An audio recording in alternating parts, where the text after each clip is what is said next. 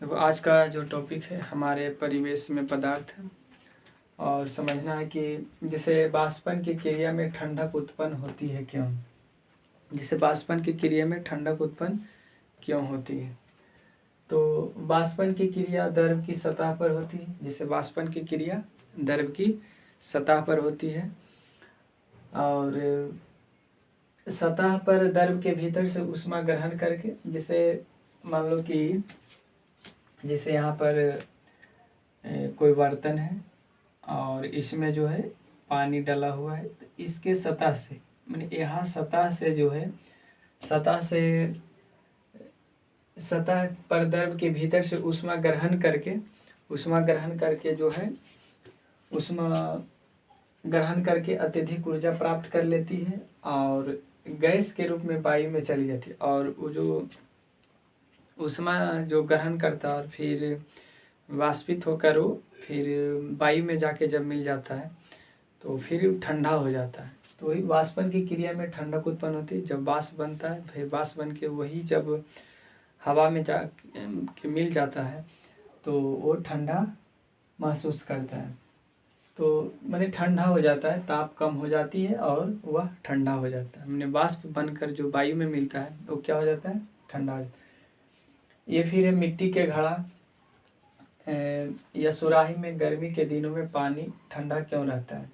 तो मिट्टी के घड़ा या तो मिट्टी के सुराही में अनेक छोटे छोटे छिद्र होते हैं। मिट्टी के जो सुराही या घड़ा होता है उसमें छोटा छोटा छिद्र होता है और छिद्र होता है, फिर जिनसे होकर जल के कण सुराही के बाहरी सतह पर चले जाते हैं। फिर जैसे मान लो कि घड़ा है,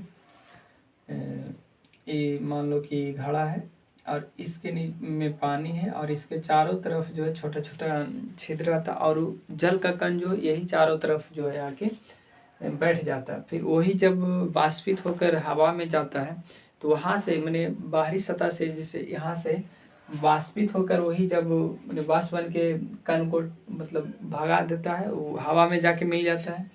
फिर वही जब फिर सुराही के बाहरी सतह पर चले जाते हैं, वाष्प से ये कण जलवाष्प के रूप में वायु में चले जाते हैं। इन कणों के वाष्पन के लिए आवश्यकता ऊष्मा सुराही के जल से प्राप्त होती है, जिससे सुराही का जल ठंडा हो जाता है। वही जब उसके अगल बगल वाला कण जो जल रहता है, जैसे इसके साइड वाला जो कण रहता है वाष्पित होकर उड़ जाता है और सुराही के अंदर जो पानी रहता है वो ठंडा हो जाता है। EVVI क्वेश्चन है, लगभग ये समझने वाला क्वेश्चन। फिर EVVI है, गर्मी के दिनों में हम कपास के बने कपड़े या सूती वस्त्र क्यों पहनते हैं। तो याद रखना कि गर्मी के दिनों में शरीर से अधिक पसीना निकलता है, तो पसीना हमारे निकलता है तो पसीना हमारे पसीना से ऊष्मा प्राप्त कर वाष्पित होता है और इससे ठंडक महसूस होता है। जो पसीना हम लोग का जो रहता है फिर वो पसीना जो है वाष्पित होकर हवा में जाके मिल जाता है और फिर हम लोग को ठंड महसूस होता है, मतलब ठंडा महसूस अच्छा महसूस होता है गर्मी के दिनों में अगर सूती कपड़ा पहनते हैं तो हर इंसान को सूती कपड़ा पहनना चाहिए गर्मी के दिन में। तो उससे क्या होता है कि उतना गर्मी भी नहीं लगता और अगर पसीना भी चला तो वो तुरंत वाष्पित होकर उड़ना स्टार्ट कर देता है और उड़ना जब स्टार्ट कर देता है तो हम लोग का शरीर मतलब जो है गर्मी के दिन में भी ठंडा महसूस होता है। अथवा करके ये दूसरा है कि सूती वस्त्र जल का एक अच्छा शोषक है, माने टेम्परेचर को कम करता है। यह हमारे शरीर से निकलने वाले पसीना को आसानी से शोषित कर इसे वायु के संपर्क में ला देता है, इसलिए गर्मी के दिनों में हमें सूती वस्त्र पहनना चाहिए। ये सब जो है पसीने को आसानी से शोषित कर इसे वायु के संपर्क में ला देता है, इसलिए गर्मी के दिनों में हमें सूती वस्त्र पहनना चाहिए। तो गर्मी के दिनों में सूती वस्त्र पहनना चाहिए।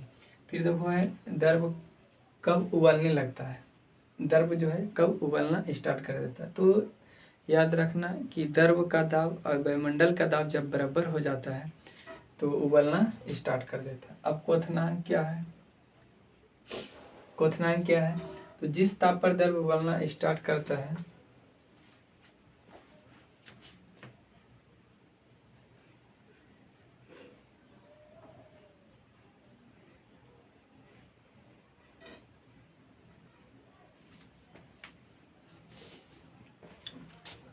याद रखना है कि क्वथनांक किसे कहते हैं। तो जिस ताप पर द्रव उबलना शुरू करता है तो उसे क्वथनांक कहते हैं। मैंने जिस ताप पर द्रव उबलना स्टार्ट करता है तो उसको क्या कहते हैं, क्वथनांक कहते हैं। क्वथनांक पर दाब का प्रभाव पड़ने पर क्या होता है, तो द्रव का क्वथनांक वायुमंडलीय के दाब पर निर्भर करता है। मैंने द्रव का क्वथनांक जो है वायुमंडलीय दाब पर निर्भर करता है। वायुमंडल का दाब अधिक रहने पर द्रव का क्वथनांक भी बढ़ जाता है। अगर वायुमंडल का दाब अधिक है तो द्रव का क्वथनांक क्या होता है, अधिक हो जाता है। वायुमंडल का दाब अगर कम है तो द्रव का क्वथनांक भी कम हो जाता है। जब हम वायु में ऊपर जाते हैं तो वायुमंडल का दाब कम होने लगता है, जिससे द्रव का क्वथनांक भी कम होने लगता है। जैसे जैसे हम लोग मतलब वायु से वायुमंडल में जाना स्टार्ट करते हैं, लिखल है वायु में ऊपर जाते हैं तो वायुमंडलीय दाब कम होने लगता है, जिससे द्रव का क्वथनांक भी कम होने लगता है। एवरेस्ट पर जल का कितना डिग्री सेल्सियस पर, अगर हम लोग पहाड़ पर जाते हैं तो 70 डिग्री सेल्सियस पर उबलना पानी स्टार्ट कर देता है। जैसे यहाँ पर लिखल है 70 डिग्री सेल्सियस पर उबलना स्टार्ट कर देता है। ठीक है, रहने देते हैं, उसके बाद इसके आगे वाले वीडियो में बताएंगे और सब। तो इतना जो स्क्रीनशॉट ले सकते हैं।